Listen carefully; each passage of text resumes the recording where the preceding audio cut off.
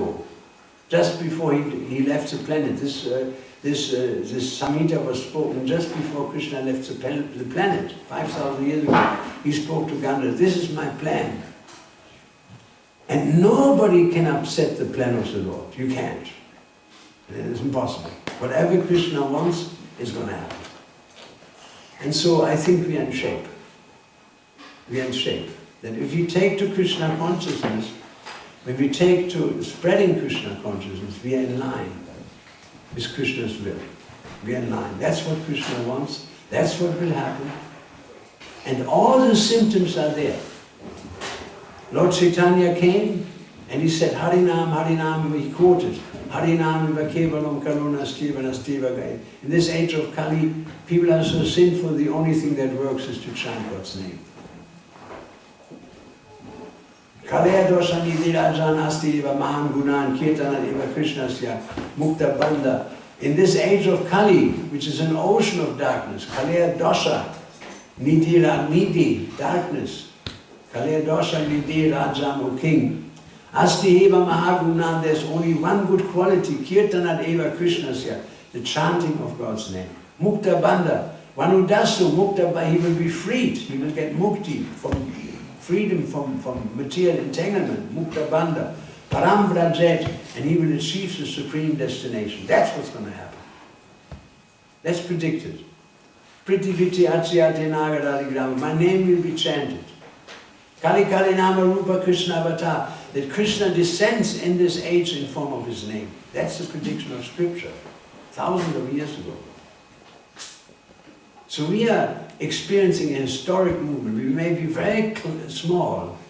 The Pandavas, when Krishna says it's time, I might, destroyer of the world, he said, all of them will be destroyed except of you Pandavas. 5 people. They were in the minority. There were just 5 people. But actually they survived and everybody went down the drains because Krishna decided so. They had to go. And so in the same way, this Krishna conscious movement is not an ordinary movement, it's an extraordinary movement, it's Krishna's will. He planned it, he spoke to Ganga in that particular Purana. And he came in 15th century as Krishna Chaitanya. And he said, my Lord, you have made it so easy. God, he said, Nam Nama Kari Bahudani Jasava Shaktis. You have so many names. It's not that we just have to chant the name of Krishna. People can also chant the name of Allah. Or they can chant the name of Yahweh. Anything, any name of God is good. This is not a sectarian movement. Any name of God. God has many names. And whatever your name may be, you should chant, you should chant that name.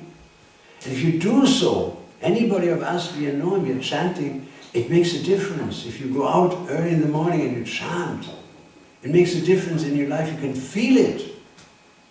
You can feel it how Maya is removed, simply by chanting. You should chant. I chant now how many years? What is it? 43 years, 45, 44 years. Huge difference to the chanting when I started out. So we should chant. And in this way become part of Lord Chaitanya's plan.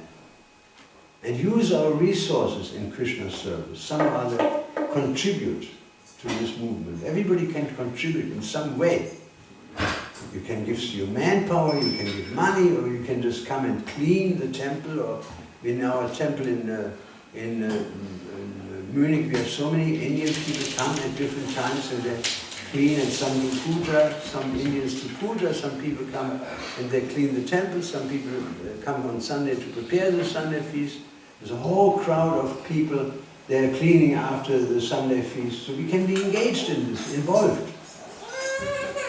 We had our Rath Yatra just a couple of weeks ago. It was glorious, on the most popular place in all of Munich, in front of the mayor's house. Mayor's house. 800,000 people go over this place in a day. It's the place. There's no more popular place in all of Munich.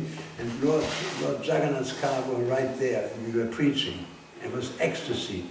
And the people were thronging the street on both sides. It was just like as FC Bayern München just came from winning the world championship. It was unbelievable. And they're waving and eating prasadam.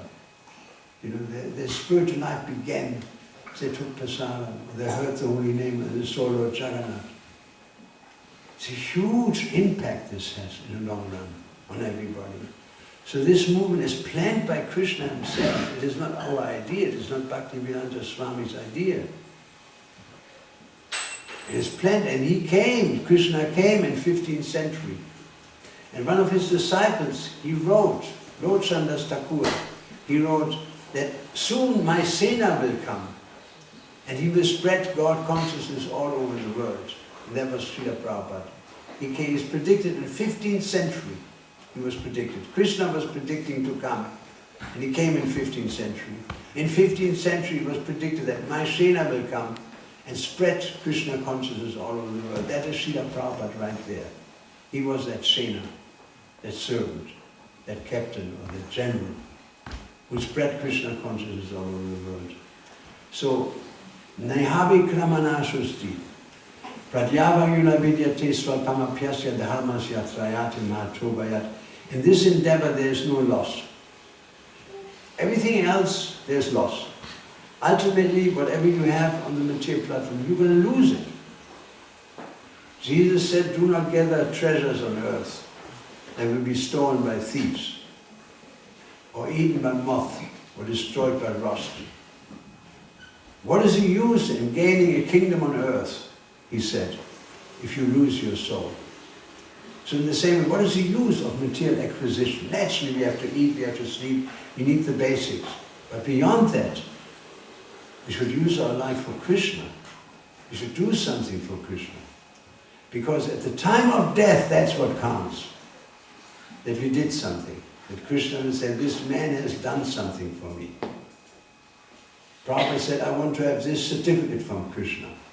That this man has done something for me. Not popularity. He said, if 1,000 asses praise you, what is the use of that? There was a statement of Prabhupada he made. You know? He said, I want to have this certificate. He said, we will cry in the desert. We will say to the moon and to the stars that Krishna is God and his glory should spread all over the world. That's what he said. It's wonderful prayer he spoke. And so in the same way, this is not an, and whether you're in Indian bodies or European bodies, these are just different bodies, different configurations. We all are souls. And the soul is Nitya Swarupa Jiva Krishna Das. The soul is an eternal servant of Krishna, whether you like it or not. We have been with Krishna for millions of years in the spiritual world. Now we are here in the material world, and that's not a great place to be. Because here you have to go to the dentist, here you have to go to the hospital, here you have to pay your bills, here you are harassed by midges or by mosquitoes or by toothache or by so many things, or by the taxman. We are harassed in so many different ways. But in Krishna consciousness, whatever you do for Krishna, there's no loss. This will be there forever. Yeah, I went to Amsterdam one time, and there was a Jewish boy, originally, he was Jewish, from a Jewish family. His father is a big businessman. And I asked him, how did you join the Hare Krishna movement? He said, well, you know, I'm from a business family. He said, in every business there's loss. In every business enterprise, there's sometimes gain, sometimes loss. So I read in Bhagavad Gita, Krishna says, in this endeavor there's no loss. I said, no loss. I have to join this movement. This is a very good business. He joins the Hare Krishna movement. He's very intelligent. So there's no loss. So whatever we do for Krishna, that will be there forever. Even, like Krishna says, even a little progress on this path, Nehavi Kramanashusti Pradyayu Vayona Vidyate Svalpamapi Asya Dharmasya Trayati Mahatu Bayat will save you from the greatest type of fear. That will count. Krishna will not see all the rest of us. The rest of our activities may be bad. He doesn't want to see it. He sees that little thing that we do for him. That's outstanding. They will save us. So we have to do something for Krishna, not just talk. You know, coming to the temple, you should see the deity, you should bring our children. I know from my own, I'm a family man, I have 2 children, and the children are Krishna conscious simply because They see what the parents are doing. I mean, why are you Indian people are coming to the temple? Because that's what your parents did, and your grandparents. You see it from the parents, you see it from the, then you do it. If you don't come to the temple, your children do not come to the temple at all. 100%. They see this, the children study the parents very scrutinizingly. They understand. The parents go to see Krishna, they will go to see Krishna. The parents don't go to the temple. In the West, I told so many of our devotees, if you don't come to the temple, your children will become meat eaters. They marry a girl that is a meat eater, and before you know, they're meat eaters, and their children will be meat eater. And nothing is more tough for you when you see your grandchildren are eating meat. That's very tough for a devotee. Or your children, your own children are eating meat. That will happen. But if you turn to Krishna, then your family also becomes Krishna conscious. That's why it's so important to come to the temple and support the temple and do some seva, some sort of activity, in some way be involved. Not that we just come to the temple to see Krishna and then we go home and say, wonderful.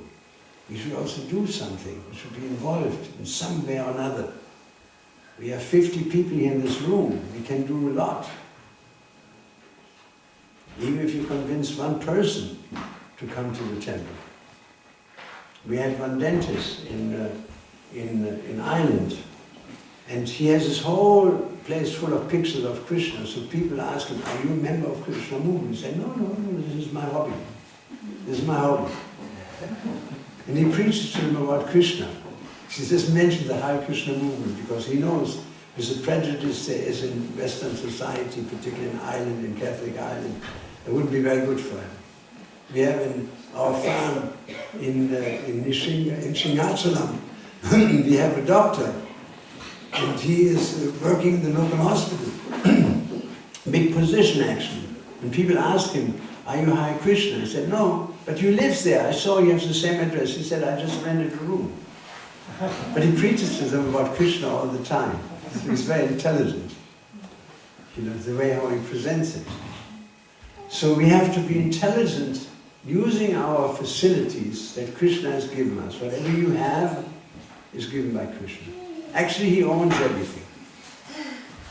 None of us owns anything. Everything is Krishna's property. You see, as a little child, what is the first word a child learns? It's Maya. Mama. And Mama means mine. And by the time they grow up, it becomes Ahamameti, everything is mine. Little children, they fight in kindergarten. This is my puppet. No, this is my puppet. And they're fighting. They're developing this false ego. This is mine and that is mine. But actually nothing is mine.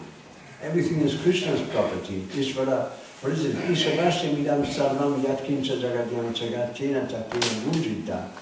Margarita Hakasha Sritanam. Everything is owned by God and controlled by God and should take only that which is necessary. So in this way, we should use our precious life to do something for Krishna. Something. Think about it. It is up to you to decide that. It is an individual decision. That your life is very precious. My life is very precious. At the time of death, Krishna will ask us, what have you done for me? And there should be something that we did. And so, whatever the past, we should not worry about the past is past.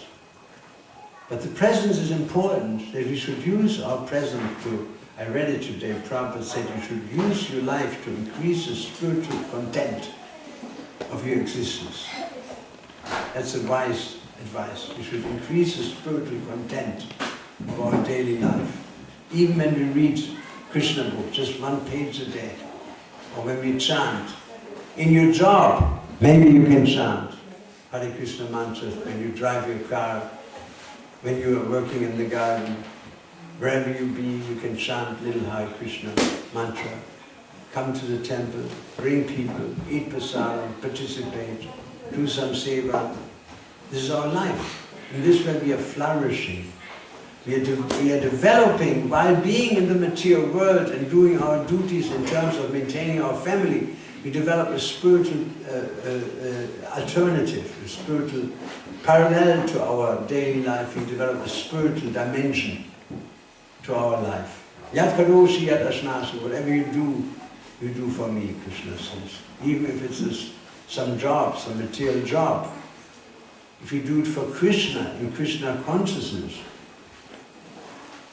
that the outcome of this job is for the glory of Krishna, somehow, then we will be benefited. And I give you an example of that. When I was a student, I studied comparative religion, as I said before.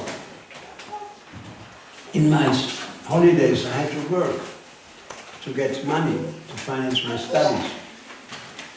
And so I worked on a building site. And somehow or other I got a book, some Indian guru, I forgot his name, wrote about Karma Yoga, Bhakti Yoga, and Jnana Yoga. And he said that even if you do some mundane job, you should do it for God. And so I thought, well, this is a good idea. So every stone I put into the wheelbarrow, I put this into the wheelbarrow for God. And I brought the cement up for God. And all day I was doing this service for God, that service for God. My whole stupid job transformed into a spiritual activity all of a sudden. And I was happy. All day I was serving God. It was fantastic. And the workers couldn't understand why I was always smiling. He said, what is it? Why are you always happy? We hate our job. You seem to love your job. Yes, he said, yes, it's my service. But how can you love that? What's fine about it? Carrying stones up. What's the fun about it? I said, there's a lot of fun. If you understand the deeper meaning, what does it mean? I said, I cannot explain. Because they couldn't understand. I can't explain. They would simply ridicule me if I would tell you. There is no God or something. But I was happy, and then interestingly enough, very shortly after that, I got a book, I read it, and I joined the Krishna conscious movement.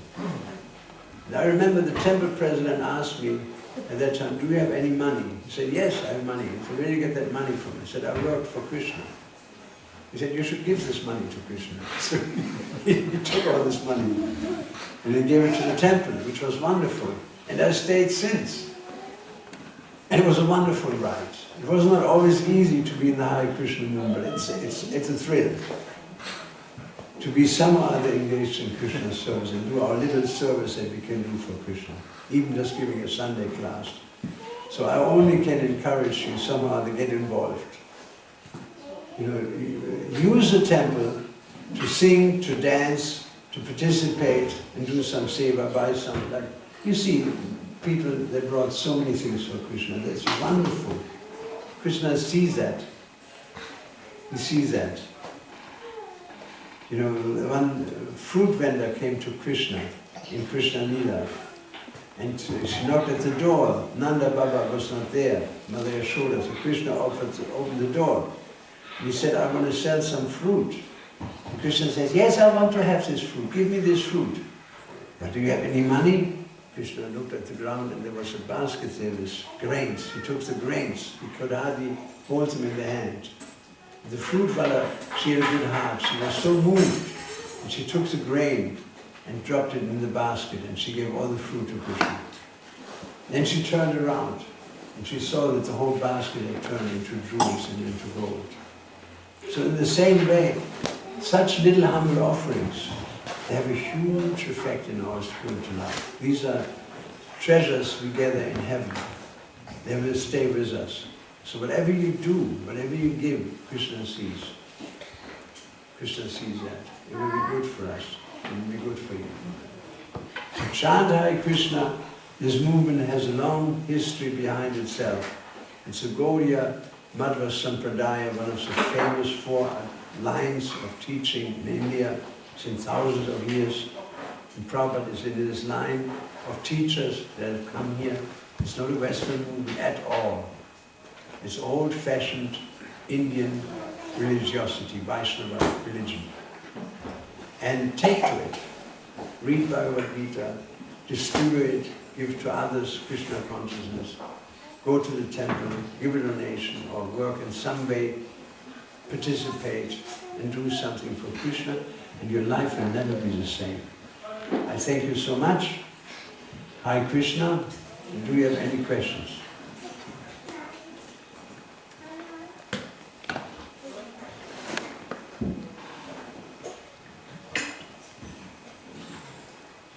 No questions? Yes, Mataji. You mentioned about chanting. Huh? You mentioned about your chanting. Chanting is a hard piece of it. And Lord Chaitanya was saying, my Lord, you have made it so easy for us to approach you. So how do you approach God? God is far away. He's of course also in our hearts. But how do you approach God? You chant His name. How does a child get the attention of the parents? It says, Mama. And the Mama immediately comes. So in the same way, in the material world, the name, the person, the picture, they're all illusion. On the spiritual plane, the name, the person, the picture is all one and the same. So when we say Krishna, Krishna is there. He's right there. We can associate this Krishna at every moment by chanting His name. We have this wonderful opportunity to associate with God. We just have to open our mouths and say Hare Krishna. And God is there. Immediately, He's there to protect us. And He says there's one verse, let me find a verse for you about this chanting. I have two verses which are just completely outstanding, glorifying the chanting of the holy name. 1 second. Where do I have it?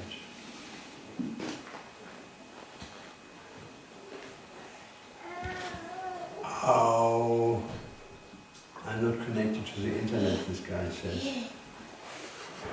How do I do this? Can't. 1 second. It doesn't reach over here. Just now coming. Just now coming.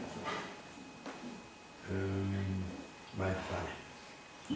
It doesn't reach here.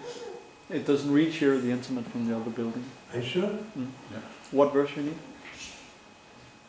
No, there's one verse. There is. I find it here. Let me see. I may have it here. I have no idea that I need to be connected to the internet to be able to read that software. Give me a moment. I may find it.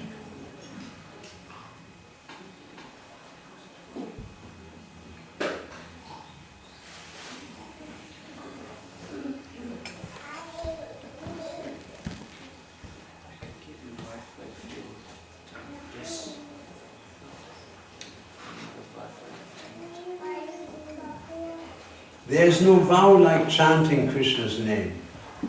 There is no knowledge superior to it. There is no meditation which comes anywhere near, and it gives the highest result. No penance is, and this is Krishna talking to Arjuna. No penance is equal to it. In Adi Purana, Krishna speaks to Arjuna, "Oh Arjuna, please listen. There's no vow like chanting God's holy name, no knowledge superior to it, no meditation which comes anywhere near it, and it gives the highest result. No penance in the world is equal to it, and nothing is as potent or powerful as the holy name.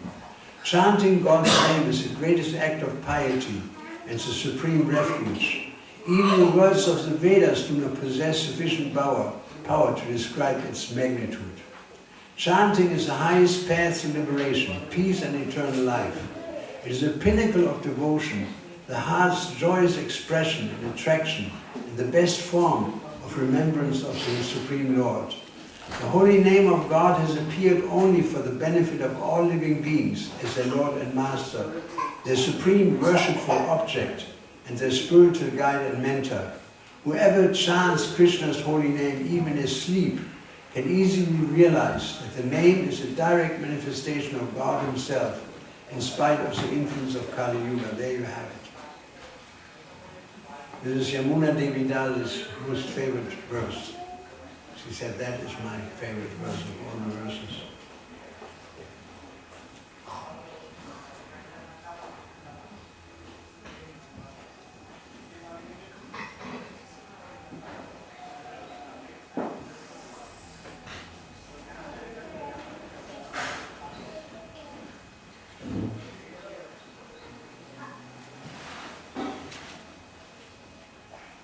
Okay.